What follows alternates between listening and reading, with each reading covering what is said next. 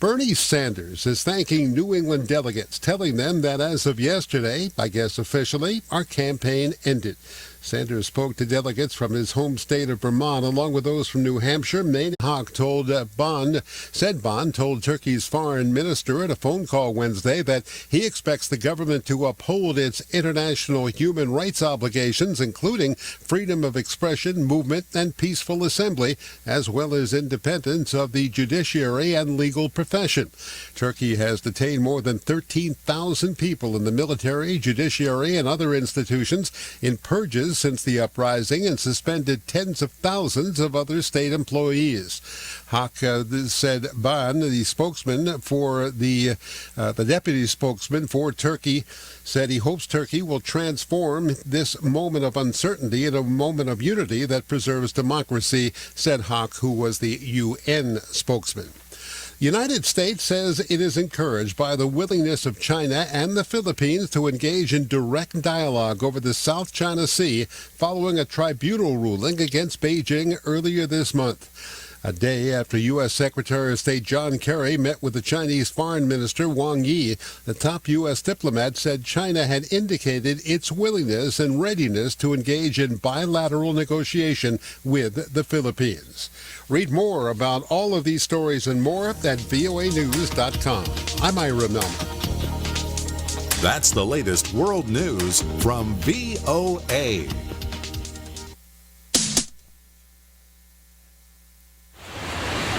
I'm on the observation deck of the Empire State Building to demonstrate how much material Waste Management recycles. As North America's largest residential recycler, last year alone, Waste Management recycled 12.9 million tons. How much is that? Let's do the math. Carry the six. It's enough to fill this building more than 27 times. With experience like that, we're bound to have a program that can help your business recycle. Talk to Waste Management or visit thinkgreen.com. Welcome, everybody, to The Rad Life, the only talk radio show that takes you along with host and age explorer Rod Gontos on his continuing journey of discovery into life's challenges, opportunities, options, and all the latest and greatest things that come with getting older. The Rad Life is brought to you this week by Your Home for a Lifetime, a company dedicated to empowering you to stay safely, independently, and comfortably in your own home. And now here is your host, Rad Gontos. Good afternoon, Paul. Good afternoon. Good afternoon. It sounds to me like we've had this conversation before about how crazy the circus is out there right now. It is a circus. We were talking about one party's convention last week, and we're talking about the other one. We'll touch on it briefly, right? But wow, right? Like, could you script that kind of stuff?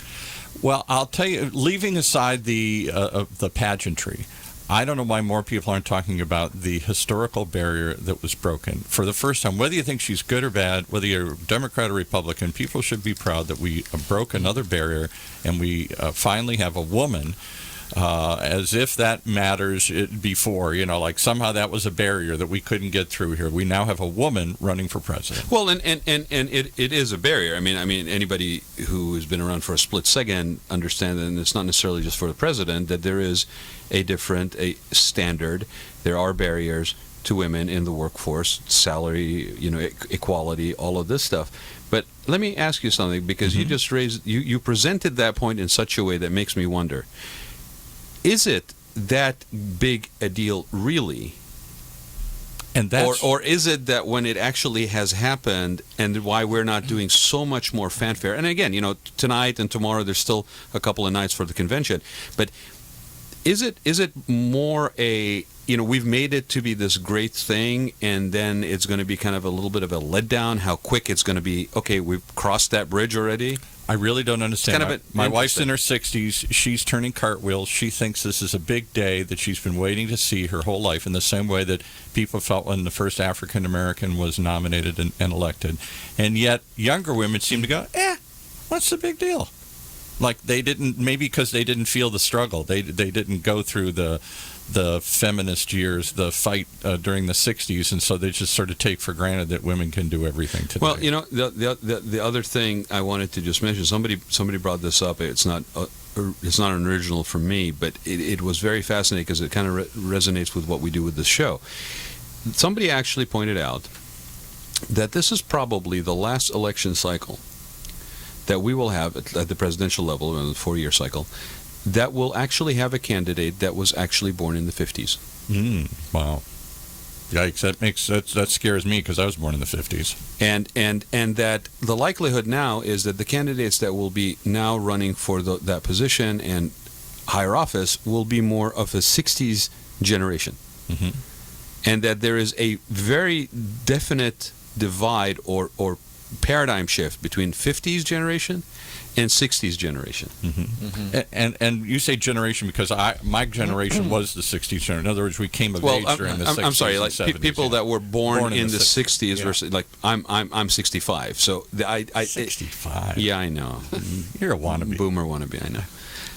Forgive me, Father. But for you have sinned. I have sinned for not being a boomer. But the thing about it is, it does raise an interesting point, right? I mean that this is a generational thing, mentality-wise, thinking-wise. To your point, the younger generation of women, millennials, that are okay, because to them there wasn't a time when maybe things were really severely different, yes, right? Restricted. They don't have that reference point. And isn't that true, though, in everything, right? I mean, before 9/11, did we really have a reference point for what the rest of the world basically was dealing with issues? Never, right? We were living in this little bubble surrounded by the Atlantic on so one what side you're and the saying Pacific is on the other side. eventually when there's the first gay president or the first Chinese president or the first other barriers to be broken, today's generation goes, so what? They've grown up where this was an accepted thing. They didn't grow up in a prejudiced period of time when it was inconceivable that a woman could run for Which office. in a way is positive, right? I mean, that's kind of what the whole fight is about, right? Is that kind of equality? But I remember my dad was born he died a couple years ago, as I always say, but he was born in 1920. That's the year that women got the vote. Yeah. In his lifetime, he went from women couldn't vote to now they can vote and run for public office and run corporations in one person's lifetime. Right. The same thing is happening with gay and transgender. The same thing's happening with other immigrant groups as they come here. We're seeing rapid change, which I think, and again on my political soapbox, is what makes all my white middle-class, working-class friends back in the Midwest so uncomfortable. The world is not look like Leave It to Beaver and is that really? And I'm not knocking anybody who's going to vote one way or the other, or I am, green or whatever. Okay, well, you're a product of your generation. That's right. Hash bashes and sit-ins, right? But actually, okay, is that when one particular party's using "Make America Great Again"? Again, Is that once was is that not a, anymore. is that a Right. time capsule captured visual of a time zone, a 50s? What is that? Is that Make America Great Again, or bring it back to what it was visually, or the nostalgic sense of it back I'll tell in you the what 50s? it was. He laid it out. I wrote it on Facebook. I know this is a harsh criticism, but to me it was a vision of no Mexicans, no Chinese, no Muslims, no this, no that. No trade, pull up the bridges. No, we're going to get rid of the rest of the world. We're just going to go back to a time when America didn't have to deal with this change. And I was watching on MSNBC Van Jones, who I normally am not that crazy about, African-American commentator, and used to be part of the Obama administration. And he said, we do have to acknowledge as Democrats that the world has changed radically, quickly. And a lot of people have felt uncomfortable with that. Change is always an uncomfortable thing. And we have to find a way to recognize that people feel left behind or left out. The culture has changed. The world has changed. The image has changed. The visual has changed. You know what's funny about that? Yes, it has, and people are having that reaction, right? Right.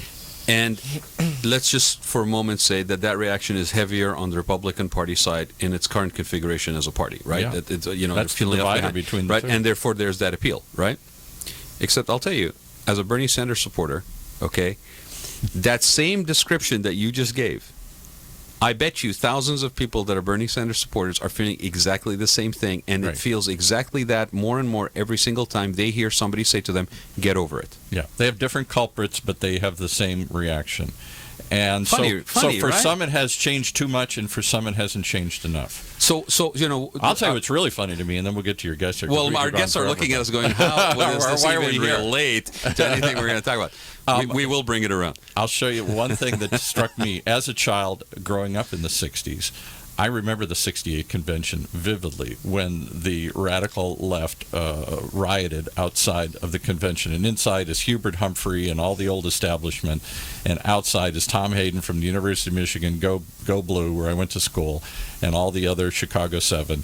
And I couldn't help but be struck by the fact that those people who rioted in 68 are now inside and trying to run the Republican or the Democratic Party. Yeah. Bernie was I'm sure, one of those protesters on the outside, and now he's on the inside on the verge of taking over the party. Even if Hillary wins, the direction seems to be that Well, at least they're on the ascendancy. Okay, I'm being a little jaded here. At least the supposed platform is more that way. No, right? I really think the party has But we'll moved, see. and I think that whether Hillary wins or not, you're going to see the Democratic Party continue in that direction. Well, hopefully, from your mouth to God's ears, Yeah. because I think just in pure business sustainability, okay, if that doesn't happen, they're going to lose a lot of potential new members. So when I was a It's kid, just, and that's the old platform doesn't sell. Excuse me. I mean, let's just put it that way. It does not sell with the younger generation. if you had told me in 1968 that within my lifetime I'd see an African American be president, I'd see a woman be nominated, maybe be president, at that point in 68, that was impossible.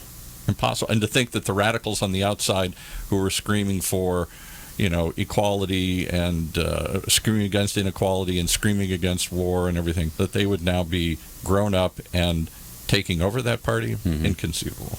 Well, so all of this not upheaval, but all this change, right? Change. And it sort of gets highlighted every 4 years when we have a presidential national election, this change is very much part of the fabric. Well, for Right, example, of everything we do. For example, some commentator said, that when you listen to the rhetoric on both parties, it used to be, since Reagan at least, the Republicans say small government, and Democrats would say, no, we need a government because that's the force for good and we'll use it for good.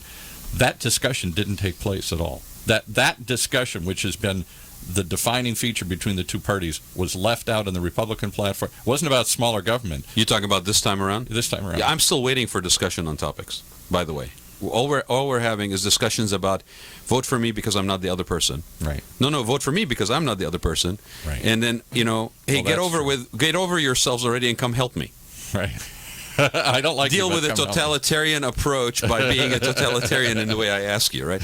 So, again, what does this have to do with our show, other than you and me riffing for about 10 minutes, Nothing. right?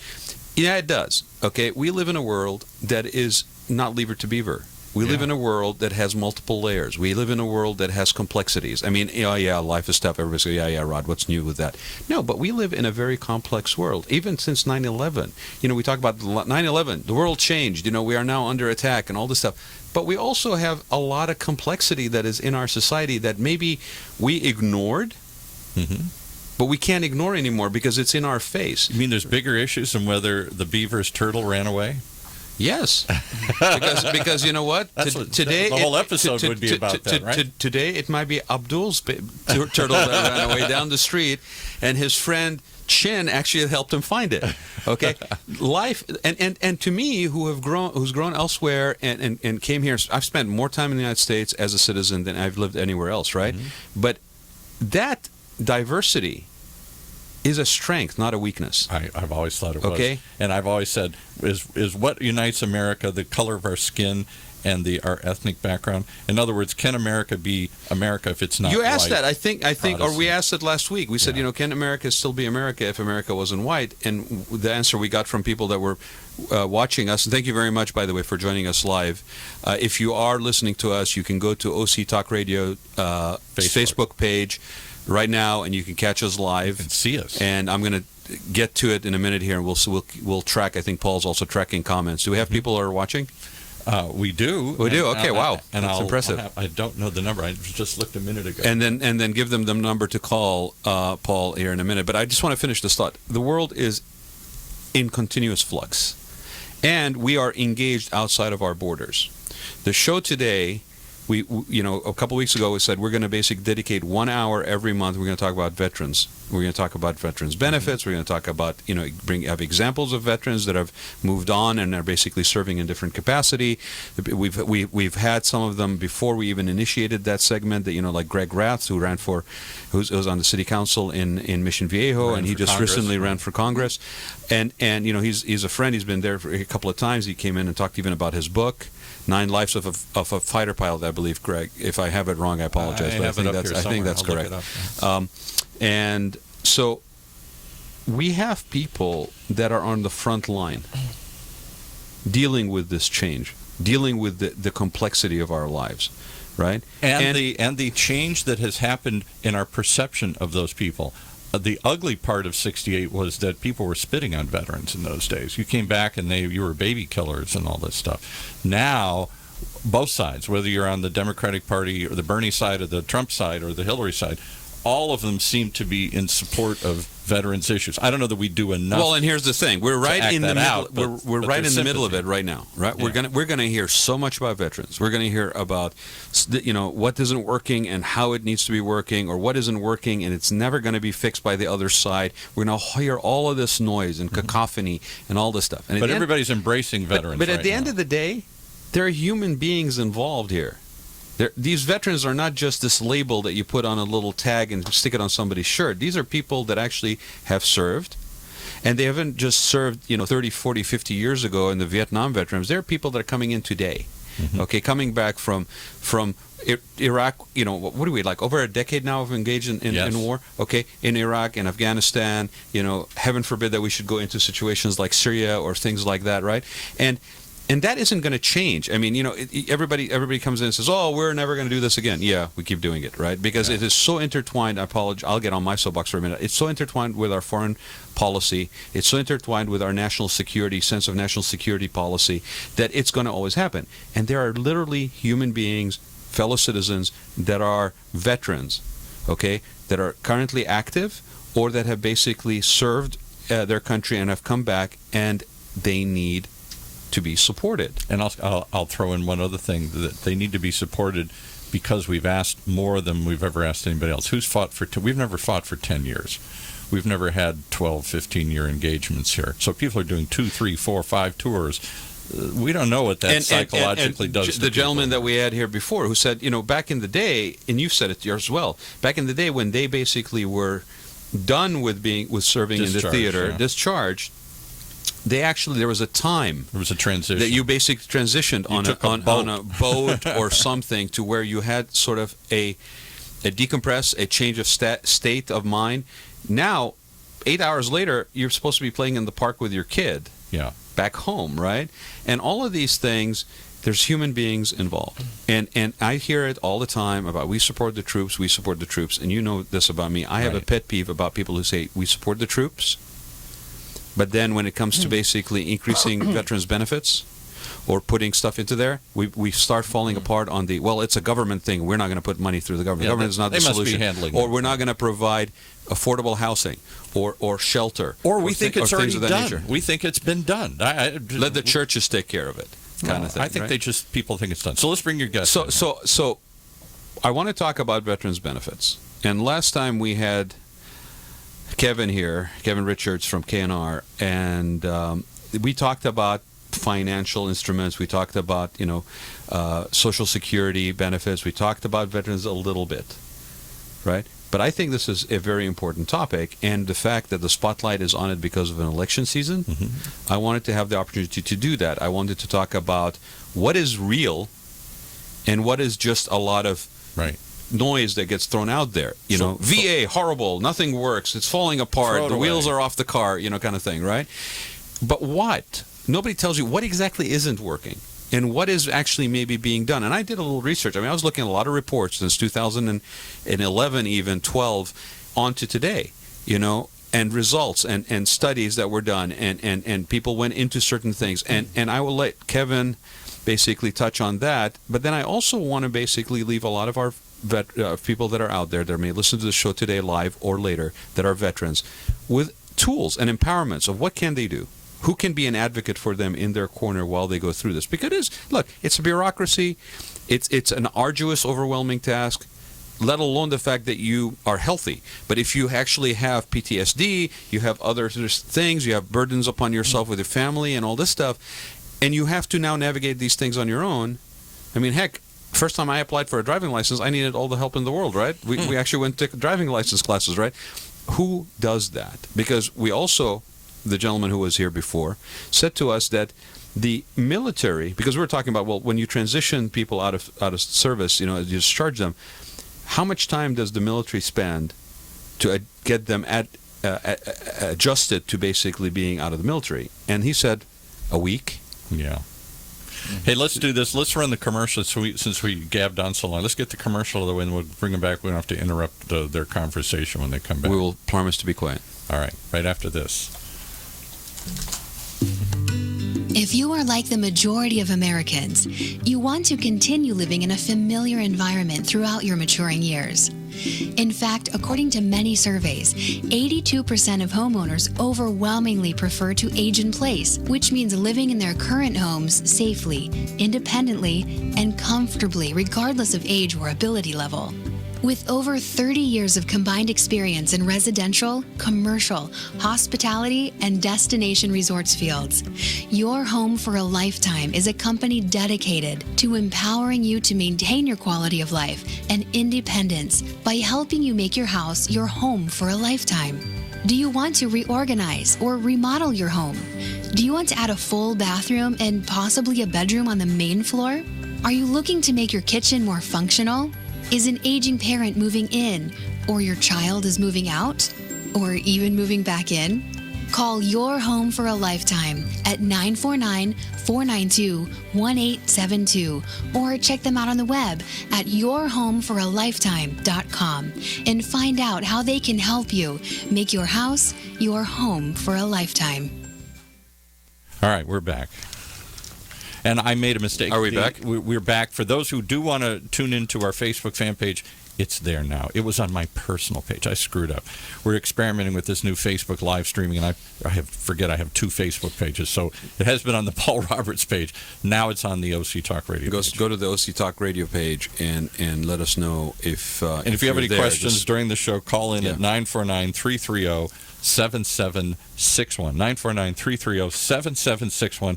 Happy to put you on the air, as long as you're nice. So I want to introduce my guest without any further ado. Time's up. Okay. We don't have any time for him. My guest, I mentioned Kevin Richards and Nita. And tell me your last name, Nita. Wenrick. And they are from KNR Consulting Group. And I'm going to give out the website, Kevin. Great. knrconsultinggroup.com. There you go. And Paul, give people our telephone number again, please. 949-330-7761. That's the direct studio line. So if you guys hear anything, Kevin, why don't you introduce yourself real quickly, and then Nita, maybe just jump in after that. I know you guys have very extensive backgrounds, different, but I think very much part of this conversation. So Kevin? Great. Thanks for having me. By the way, good to have you here again. Yeah, likewise. Appreciate it. And Paul, thanks for having us here again. Welcome. Well, a little bit about myself, I guess, and why we created KNR Consulting. I come from a military background.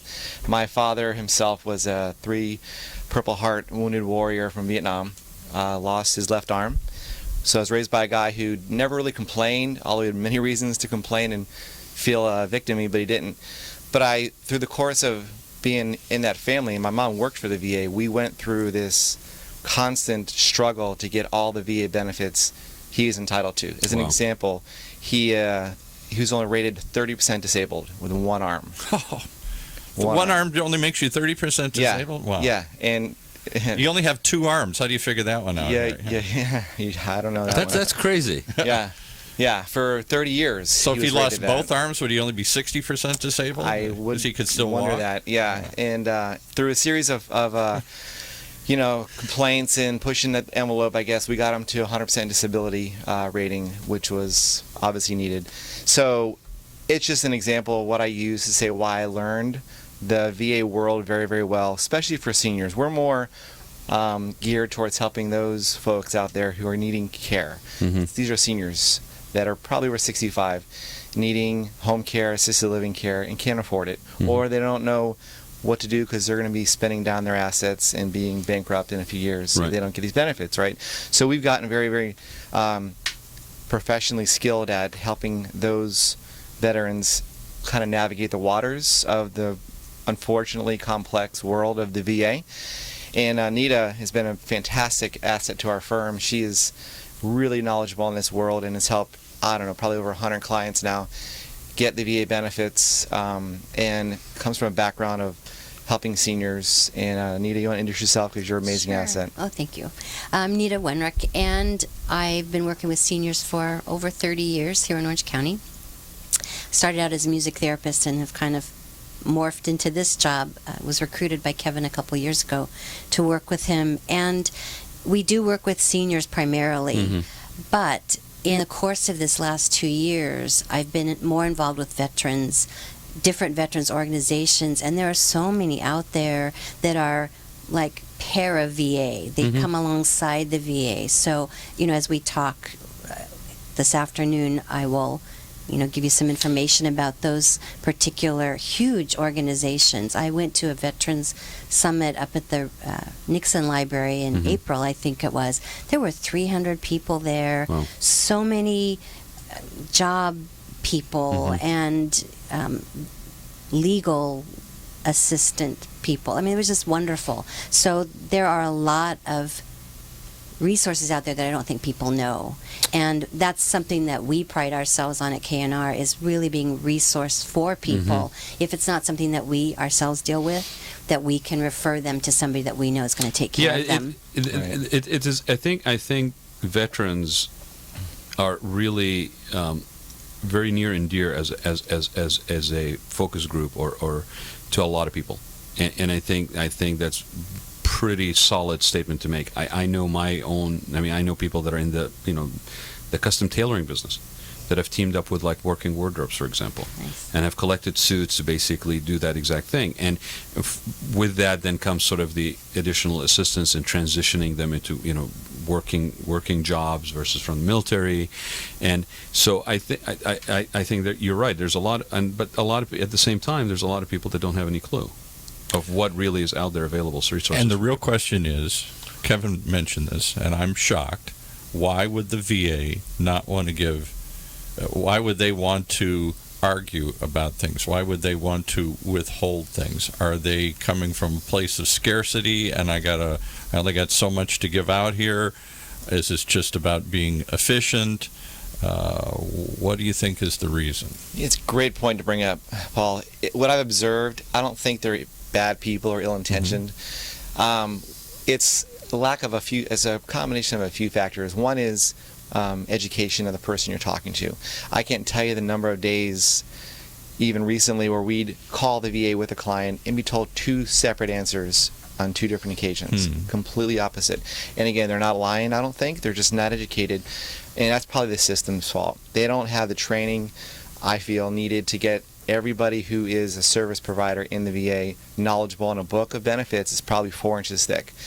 And that's call it the government, call it the bureaucratic idiocies that we have out there. It's what it is. So our representatives have passed the laws through the years, but the system itself is not well versed on what those laws are or how to apply them. You got it. I've educated VA personnel on their own benefits. Then I'm like, turn to page XYZ, read paragraph such and such. It's right there. Boom. And they're like, wow, I did not know that. Kevin, I'm not trying to knock anybody or any administration, but am I hearing that there's just not enough resources allocated, or is the problem so large that it's just they have maybe they have the resources, but they're not dispersing them properly? It's both. You see it in the news, and you heard of this. We've talked, Rad, about this. There is a backlog of cases from all levels of benefits, whether the returning GIs from Iraq or the guys like myself that we work with, the seniors. There's a large amount of volume of applications to handle, and they're not. I don't think they are staffed to handle it. That's A, and B, they're not equipped with staff who are knowledgeable to handle it.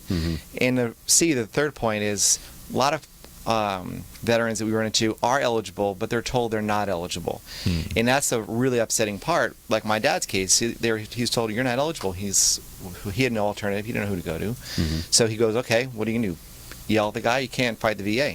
So we have that responsibility now to be advocates for our veterans, use the knowledge and experience we've gathered over the years. We've done this over 7 years now. We've probably helped over 400 seniors get these benefits. How do people find you? Yeah. Well, a lot of ways. Nita's been fantastically a valuable asset on that. We're out there in the community doing many events, volunteer work. She's in a lot of organizations that work with VAs, veterans, and referral sources. We've done this for, again, over 7 years, so we've helped so many people out there that they send us their friends and family. And I don't want to be such. difficult, but how do you get compensated? If I come to you as a veteran, do I pay you for your assistance? Right. How do you get? It's a great question. How do you fund this? We don't. We're a fiduciary, as we mentioned in our last show, Right. Rad. Our job is to provide financial guidance, right? And many times we'll handle a case where we're not just giving them benefits advice. We're also simplifying their financial situation, meaning their accounts, their investments, right? So you're financial More of a holistic advisors. approach. We are, and from a fiduciary Yeah. capacity. That means we Okay. do not represent one company. I'm not here to sell or promote one Thing. Morgan Stanley or Right. whatnot mutual fund. We have to work in our clients' best interests. We know that the VA benefits are a very needed asset, or a benefit for people so they can keep their own life savings. Let it sustain themselves for the remaining years they have with us. And that's our job. So for that financial planning, Paul, yes, we do charge. And our flat rate of a financial plan, remember, we don't charge, nor can we charge for the VA paperwork. We don't, we will not. We've done many cases we don't charge.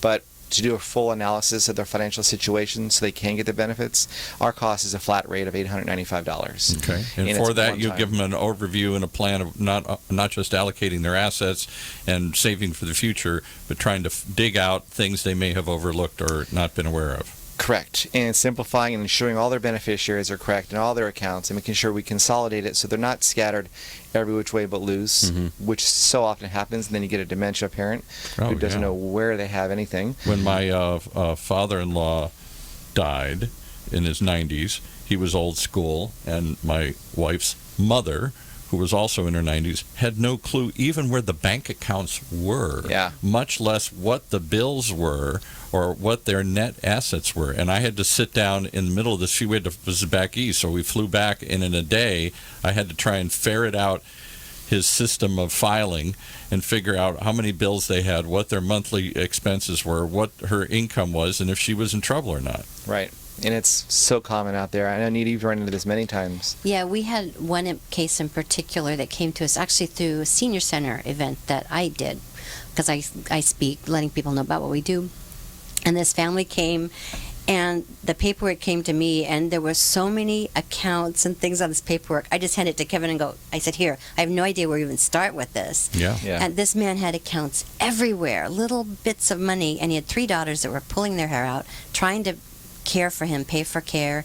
It took us almost a year to finally get everything in order and get his benefits started. But in that time, Kevin helped them get everything in order in an irrevocable trust. Where now, when he passes, he's only in his 80s, so he could live another 20 years. Yeah. So now everything is set, and his 3 daughters, when he does pass, they're going to be able to breathe a sigh of relief because it's all taken care of. So we do help the veterans, but we also, it's all about helping I'm sure the it's families. a family's Yeah, benefit absolutely. too. And we've talked about that Yeah. a lot on the show, the craziness. My father was pretty organized about this and wanted to have these conversations that I always found ghoulish. Let me tell you what happens when I die, and here's where the money is, and here's where the deeds are, and all that kind of stuff. I'm glad he did that, because at the moment of Discomfort, death, yeah. you don't want to be suddenly dealing with you're grieving enough, trying to figure out how do we keep the lights on and the gas going. Well, and I think Yeah. sometimes when you have a third party that is not blood related or what have you, Right. it's easier for that third party to be the bridge in that conversation happening.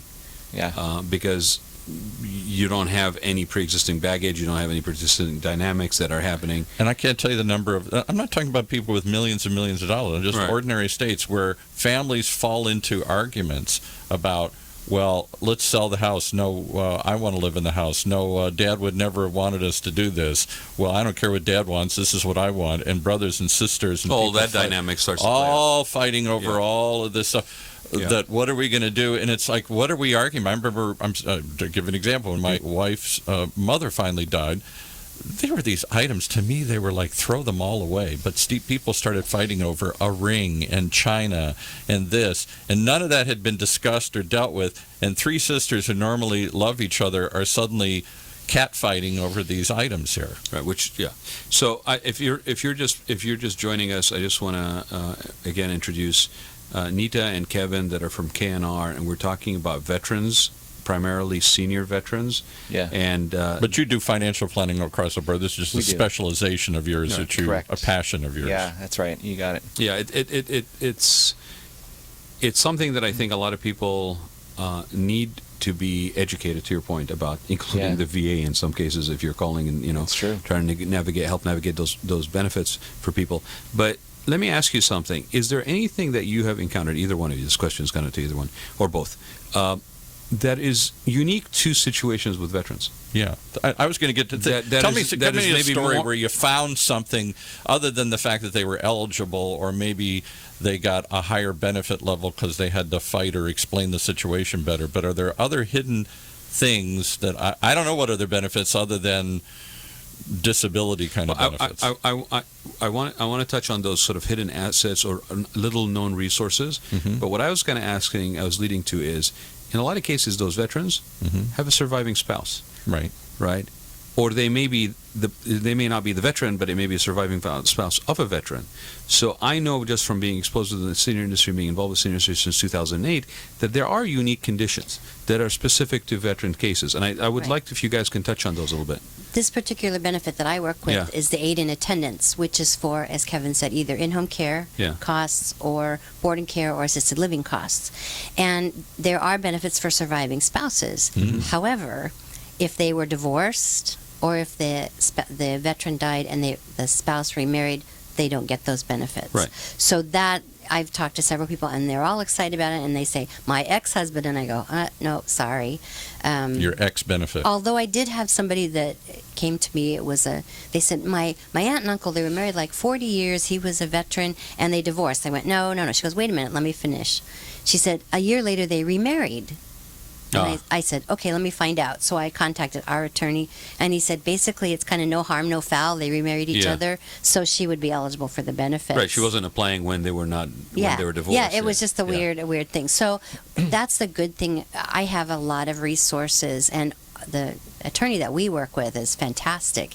He's got a lot of answers because weird things come up. So, you know? Nita, I'm going to ask you personally. You've been involved with this with Kevin for a couple of years, okay, and you've been involved in the senior industry for 30 years.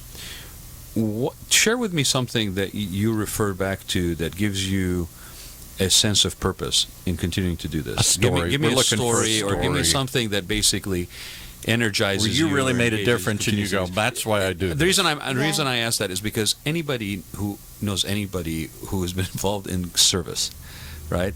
It is a overwhelming at times situation. The stuff that you encounter, the people's Yeah. hardships that you encounter, and at some point you get kind of, caregivers need care, right? So what keeps you going? You know, I've worked with seniors my whole life, and I think because I grew up very close to my grandparents, so I think that's kind of where it comes from. I'm very comfortable around seniors. I worked in a geriatric psych unit for 6 years, and so That there's doesn't nothing. sound like fun. You know, it was not bad, Really? actually. It was a psychiatrist that kind of made me crazy. The patients I loved. But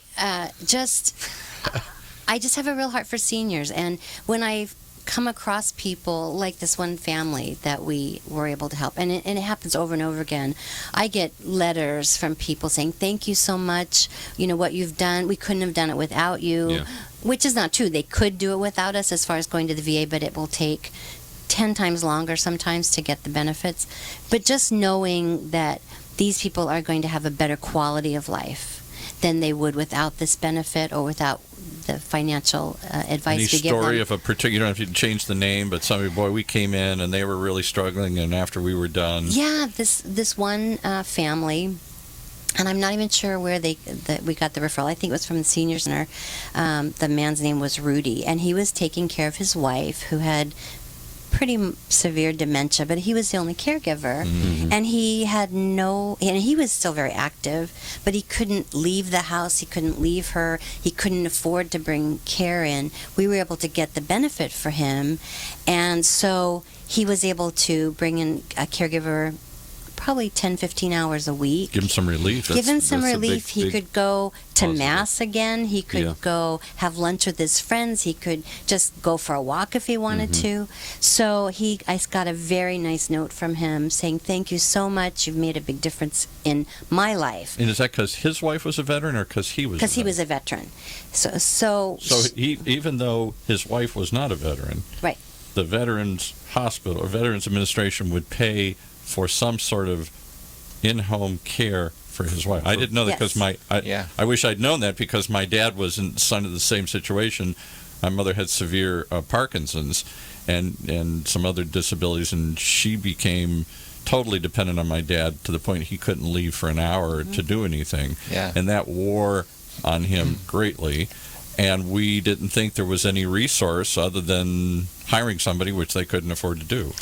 And it's sad too, Paul, because the amounts, as we were going to comment on, that your parents would have probably gotten is $2,200 a month. That's the benefit that we work tirelessly to get for our clients. That's the aid and attendance benefit. Say that again. Give the number again. It's a monthly benefit, which is tax-free, of $2,210. Wow, that would have been huge. That would be huge. For my parents were alive, 20, 30 hours probably care giving a month. And, a week maybe. It depends. And that goes a long way. And it's not a check that gets sent to the caregiver or to a facility. It's an actual check that the VA directly deposits into the veteran's account. Like they get their Social Security. Nothing changes in their life. Their Medicare doesn't change. Their Social Security doesn't change. Pensions, none of those change. They just all of a sudden now get a check.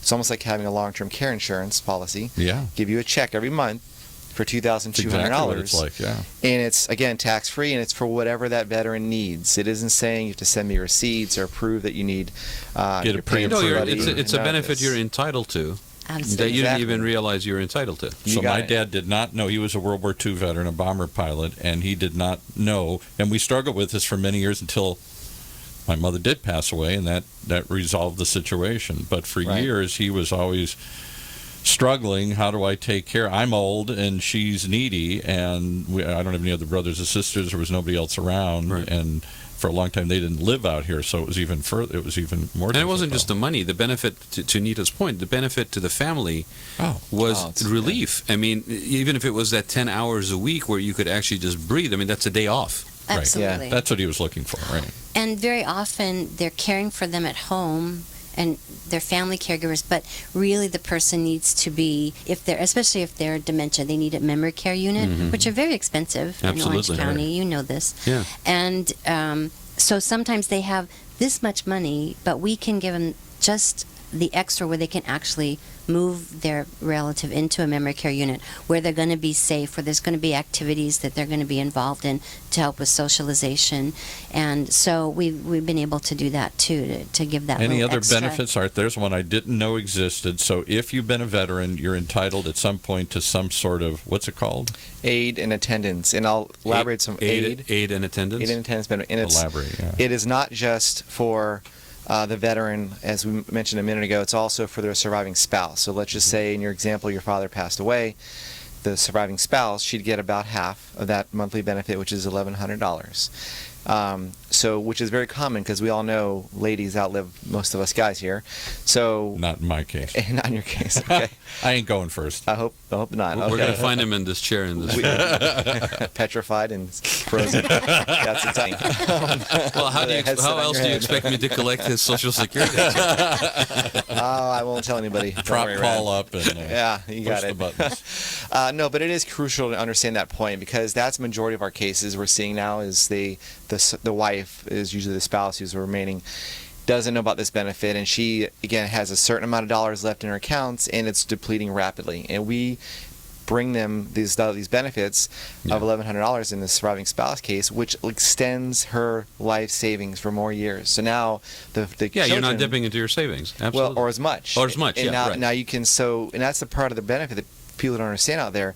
You can have assets. Many of our folks have assets, but they're depleting them at a rapid rate, and that's what we showed to the VA that, Mrs. Smith does have about $200,000 or so in her savings, but she's spending $6,000 a month, and that goes really fast when you're could be 8-9 years in a care facility. I you know? wish my dad would have been horrified to know that there was a benefit that he was eligible for and did not know about, and therefore did not. And Kevin, you said that, Yeah. that money from that benefit gets deposited into that person's account. Correct. Is there any limitations on what that money can be used for? Not at all. So it's purely a benefit that's going into their account to sustain, assist, whatever way for them to choose. So they could spend it on education. They could spend it on whatever it is. Of course. But remember, most of our cases, all of them, have to have seniors, a care need, right? Right. There's going to be care provided. That's one of the requirements. They have to have a health need today. And that's where I was going with that question. Yeah. Is because there's some people that are asking, okay, how do I find out about this? Right. It is specific. When you file for that benefit, there has to be a care need Correct. identified on that application. And here's one other You got caveat it. I'm looking at on the back of your brochure. It says veterans must have served at least 90 days of active duty. Well, that's probably easy. Yeah. With one of those days being during wartime. How do you define wartime? We've been at war now for 10 years. These are the eligible dates. There Uh-huh. you'll see there's certain dates for World War II, Korea, Vietnam, and then the Gulf War. Which The is main thing is they have to ongoing. be 65 Mhm. and older. Our World War II veterans are dying off really fast. They call me and they're like 97 years old. Right. Korea, I'm starting to see a lot of Korean veterans, and now I'm starting to see Vietnam veterans. And there are some dates between World War II and Korea, and between Korea and Vietnam, Right. that don't qualify. However, I did hear a story of a man that served on a ship in the Gulf of Tonkin during the very early days of Vietnam. That's and the he did, incident that started it all Yeah. when a Yes. ship was shot upon. Yes. So he did not meet these dates. He was in 1961, 62. So he did not meet these dates because from 61 to 64, you had to be boots on ground in Vietnam. The rest of the time, you could have served your time in Boston. It doesn't matter. So he was denied the benefits because they couldn't show that he was boots on ground. He was in Vietnam, but not on ground, literally.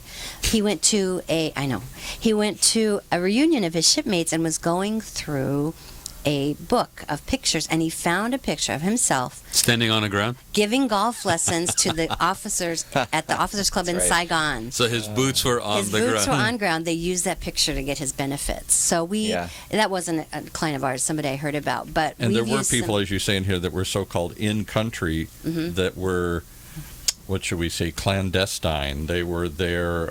But not really officially. It was a there. police action. Yeah. at those, Yes, right. That time. They were advisors. They were doing something else. And So we Yeah. work really hard. I work really hard to make sure we can get them qualified. And it's just that one day. They only need one day in these qualifying periods, and we can get the benefits Wow. for them. So, Yeah. And how long? And the thing that really appealed to me from the very beginning, Kevin, when you guys came out of here is, and this is not just specific to veterans, okay? A lot of people make decisions that are relevant to securing their financial future or extending what their assets are. So almost like in a vacuum. Yeah. They don't do a holistic approach to it, which I remember when you guys came here the first time is the idea that you would go in there and you would actually give them not only the access and guide them through, in this particular case, veterans benefits, but also give them an overall, because especially if you are a it's not at risk, but a vulnerable population like seniors, which we all know, right? And if you ever doubt that seniors are a vulnerable population, try to talk to somebody who has a service business that services seniors. Those gatekeepers you're going to have to prove that you are trustworthy, that you are, but that's great because to your point, Nita, and you as an example, there are people that genuinely in their DNA want to help people that are in that vulnerable population. And so your approach being that the additional benefit is that you give them a peace of mind because you give them an overall holistic approach to go forward. Yeah, and it's what we actually do on that point, Brad, is a written financial plan. See, a lot of folks out there I run into don't have a written, exact financial / income plan of where they take their money from. How much do I take so I don't outlive my money? And that's a huge concern we run into folks from age 60 to 90. They're worried about outliving their dollars. So when we can show them a written exact plan of where to put their money to invest it safely so that it grows at a rate above inflation, so that they know where to take their money and how much every year on a budget. And then we throw in the benefits such as VA benefits or Social Security maximization strategies. All that goes into our approach so that at the end of the day, that veteran, that child or the veteran knows without any shadow of a doubt that they've just assured their parents' future survival, their own future survivals in terms of financially. I can't make them healthy and give them a never-ending life, but I can give them certainty that they know where their dollars are coming from. If I paid you a little more, could you do that? I can use some Fountain of Youth water. I'll get it from you. And I think a lot of times there's that fear of the unknown, which is both paralyzing and self-defeating. I mean, if you actually just got over the fact that bad news is something that you cannot deal with, and accepted the fact that if somebody actually gave you some bad news, there's degrees to that bad news, right? You could actually have a financial issue, but you may have become this big, huge, monster in the room, in your own mind's room, that it really is not, and that there are ways to navigate past it. I mean, you hear it every day, like with all these companies that basically say, credit repair. Yeah. And things of that nature, right? There's always, at some point, when we say the waiter shows up with the bill, there's going to be something you're going to pay for something if you didn't do it correctly. However, in your mind, year after year after year of avoidance of dealing with the fear of what that could be, this has become this huge, massive thing that may not necessarily be the case. And so if you have somebody like KNR that's basically approaching this from a holistic approach, and you're open to that advice, at the end of the day, you can always not do it. Right? I mean, it's better to know. Of course. Than to not know. We got to wrap up. We got a minute or two left here. What do you want to? Anything we didn't cover here about what your service? Well, I want to open it up to you guys. What would you like to talk about for the last couple of minutes? I mean, this is such a wide topic. I just encourage the listeners, whether you're a child of a veteran who's aging or the veteran themselves, call us. We don't charge. We'll do a free, no obligation, complimentary consultation to see if we can provide any additional benefits to you, and if you do qualify for these benefits or not, and if you want us to get a second opinion of your current financial state, I would love that opportunity. Again, we're a very no stress, no haggle approach. We look for the long-term relationship being built, not for a pushy approach to anything. So those out there who are wondering if you're eligible or your financial affairs in order, call us. How do they get hold of you? So we're in Laguna Niguel, California, right off of Crown Valley in the 5. And our phone number is on our website, but I'll also give it to you now. It's 949-218-3900. And website you gave before, I'll give it to you again. Yeah. It's knrconsultinggroup.com. That's all spelled out. Nita is also reachable. She and I both work together for veterans. She and I both can be approached, called, emailed, and again, whoever's available will take the phone call. Right. Nita, what would you like to add? Anything you'd like to touch on before we close? The one thing that I've learned in the last 2 years is that people don't know about this benefit. I knew very little about it when I started. I did know some because I came from a home care company, but I am always happy to go out and talk to church groups, service organizations. Oh, that would be powerful. Yeah, to make the awareness greater. Yes, to go out and, because most people have meetings and they need somebody to come and talk for 15, 20 minutes. I'm always happy to go and do that and just tell them about the benefit. Where do veterans go? Like, let's say I'm a veteran, and all of a sudden I have this panic attack, and I need to know, or whatever. Where do they usually go? Where's the first thing I do? Do I pick up a phone and call the somebody? VA, probably. Well, you know what? If you're having a panic attack and you're really, I'd go to the ER. Yeah. And then from there, we do have some veterans clinics in Orange County, so you don't have to go all the way into Long Beach.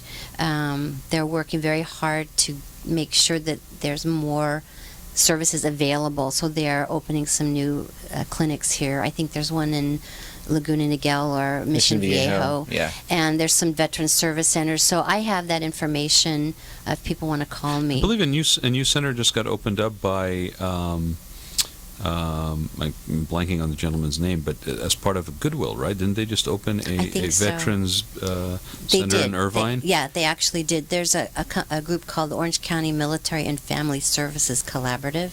You can Google them, and they have all kinds of information. And I think it's through them that they've opened this. If you're a child of a veteran, or and heaven forbid, that your parents basically incapacitated, but if you're looking for some assistance, some guidance, reach out to KNR, and I'm sure they'll put you in touch with whoever appropriate Absolutely. other people that you should talk to. Ayon Daniels, my friend, just reached out on Facebook, the live feed, and she was asking about that. Yes, it is. It's KNR Consulting Group, Laguna Niguel, Ayon, and I'll give that number again for you. It's 949-218-3900, and the website again, Kevin, is knrconsultinggroup.com. right. And so, and if you have any questions, anybody who's listening now or through the podcast, reach out to me, Rod.Gantos, RAAD.GHANTOUS @gmail.com, or drop us a note on Facebook at The Rad Life, and we're more than happy to connect you guys with these people. They are a wealth of knowledge and a very important resource for veterans and seniors in Orange County. Thank you guys both for joining us. Our pleasure. Thank for having you. me. Thanks, Paul. Stay tuned to the Rad Life. You have been listening to the Rad Life Radio Show with your host and age explorer, Rad Gantos, brought to you on the one and only OCTalkRadio.net. Join us again next week as we continue our journey of discovery into life's challenges, opportunities, options, and all the latest and greatest things that come with getting older.